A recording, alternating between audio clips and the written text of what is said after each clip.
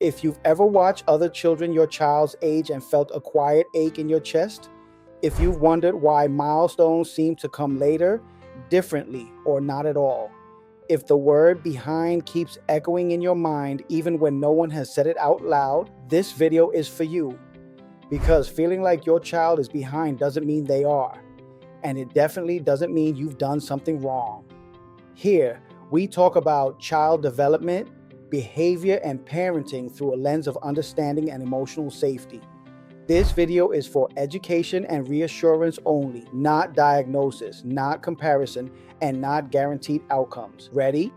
Because this is Kind Parent Collective. Less perfect parent, more real one. Where the feeling of behind comes from.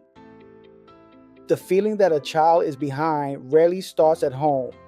It often comes from comparison to charts, checklists, social media posts, classroom expectations, or other children who seem to move through milestones with ease.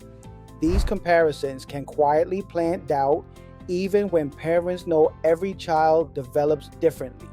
Over time, that doubt can grow into worry. But development was never meant to follow a single timeline. Milestones are averages, not deadlines. Milestones are often presented as markers of progress, but they are based on averages, not rules. An average simply means that some children do things earlier, some later, and many somewhere in between.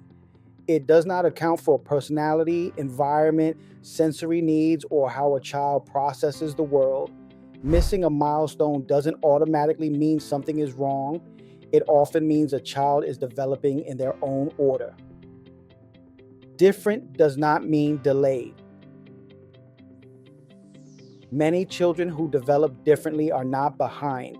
They're developing differently. Some children focus first on physical skills, others on observation, others on internal processing that isn't immediately visible. For neurodivergent children, skills often develop asynchronously, meaning one area may advance quickly while another takes more time. This uneven pattern is common and it doesn't cancel out a child's strengths. The invisible progress you don't see. Progress doesn't always look like new words or new behaviors. Sometimes it looks like longer attention, faster recovery after stress, increased comfort in familiar routines, subtle attempts at connection. These shifts are easy to miss because they don't show up on charts, but they matter deeply. Growth is happening even when it's quiet. Why comparison hits parents so hard? Parents don't compare because they're judgmental. They compare because they're trying to understand. When information feels limited or unclear, comparison becomes a way to seek reassurance. Unfortunately, it often does the opposite. Every child brings a unique nervous system, sensory profile, and pace of development. Comparing timelines rarely reflects the full picture. The pressure parents carry. When a child develops differently, parents often feel responsible for closing the gap.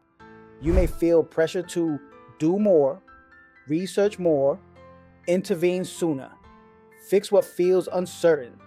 That pressure can be exhausting, and it can quietly shift parenting from connection to urgency. Your child doesn't need urgency, they need safety. What professionals often emphasize. Many child development specialists and therapists emphasize that development is nonlinear. It works. Childhood development is not this beautiful linear slope that goes up and is a little bit better every day. It's like the stop. Skills often emerge in waves, not steady steps, and periods of quiet can be just as important as periods of visible growth. Professionals often describe development as a process of layering, where children absorb, practice internally, and integrate before anything shows on the outside. What looks like nothing happening may actually be a time when the brain is organizing and preparing for the next leap forward. This perspective can be reassuring for parents who feel stuck in a waiting period. Emotional readiness matters too. Children don't just develop skills, as they develop readiness. A child may have the ability to do something but not feel emotionally safe enough to use that skill yet. Stress, sensory overload, or pressure can temporarily block access to abilities that are already there. When emotional needs are met and the nervous system feels supported, skills often emerge more naturally. Emotional safety creates the conditions where learning can unfold without force. Your child is not a checklist. It's easy to start viewing development through what hasn't happened yet. The missing words, the delayed milestones, the skills that seem overdue. But children are not collections of checkboxes. They are full individuals with their own learning styles, sensitivities, and rhythms. Focusing only on what's next can unintentionally pull attention away from what your child is already mastering. Recognizing your child as whole, not behind, can change how you see everyday moments. How behind can affect the parent-child relationship. When parents feel anxious about progress, interactions can quietly shift. Play can start to feel like practice. Conversations can start to feel like assessments. Even well-meaning encouragement can carry an underlying pressure to perform.